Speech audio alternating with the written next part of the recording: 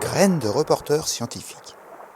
Une série de podcasts sur les enjeux de l'océan réalisés par des élèves francophones du monde entier, en partenariat avec la Fondation Tara Océan, le Centre pour l'éducation aux médias et à l'information, le ministère de l'Éducation nationale et de la jeunesse et l'Agence de l'enseignement français à l'étranger.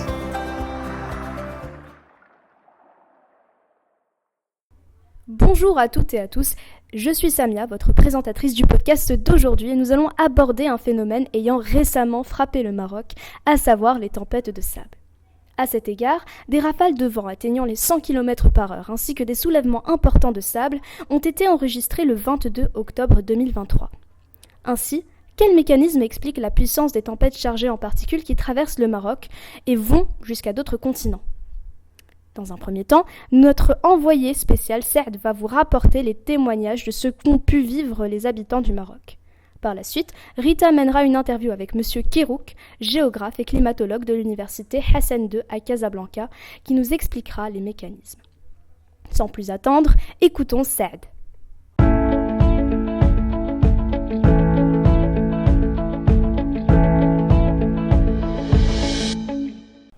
En se basant sur les témoignages que nous avons recueillis de Madame Loubna de Safi en sa qualité de civile et de Monsieur Yahya de Saleh en sa qualité d'agent des forces de l'ordre, leurs avis étaient convergents sur le fait que cette tempête a impacté une large zone du Maroc, avec des conséquences importantes, telles que la perturbation du trafic routier, avec une obstruction de la vision, qui se répercute sur une hausse des risques d'accidents routiers, d'autant plus que de nombreux arbres furent arrachés.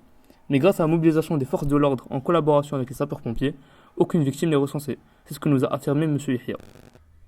Merci Saad. En effet, le paysage était assez apocalyptique. Maintenant, nous allons passer à l'interview de M. Kérouk, où cette fois-ci, on abordera l'aspect scientifique avec les différents mécanismes qui entrent en jeu.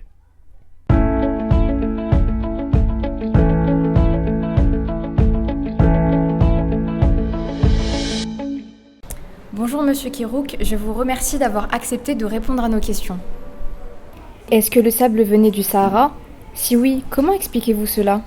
Le sable, parler du sable qui vient du désert. Vous savez, le désert est un endroit, est un espace minéral qui a été créé par la sécheresse, par des anticyclones subtropiques. La cause du désert est bien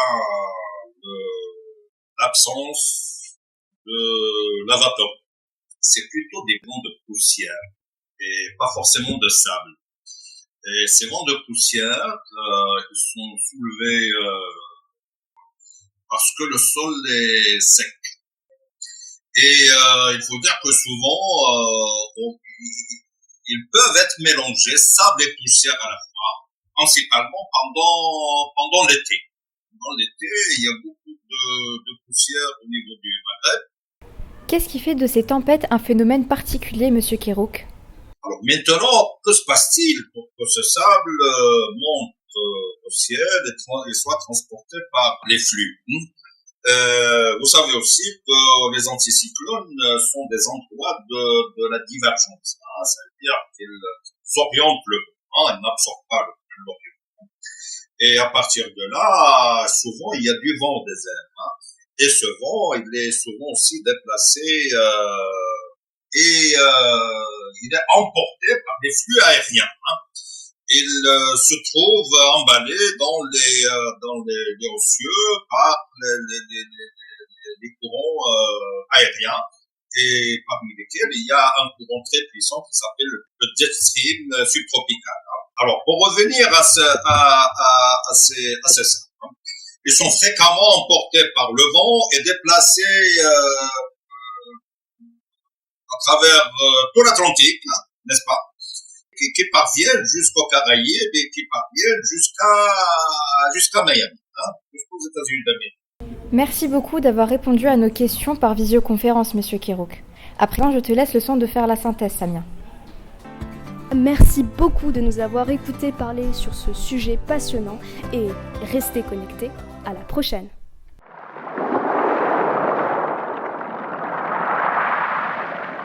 C'était Graines de reporters scientifiques, une enquête sur les enjeux de l'océan. Retrouvez tous les podcasts audio et vidéo sur la plateforme lesdessous de l'océan.fondationtaraocéan.org.